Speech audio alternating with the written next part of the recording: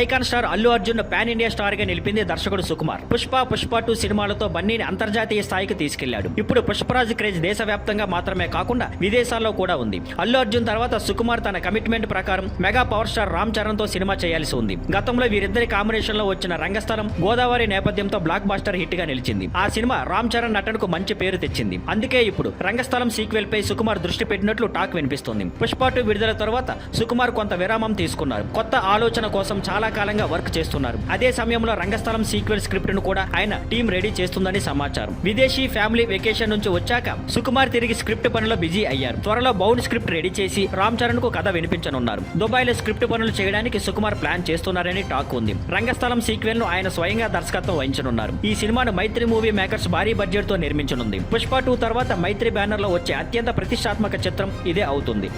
Thank you for watching. Please like, share and subscribe.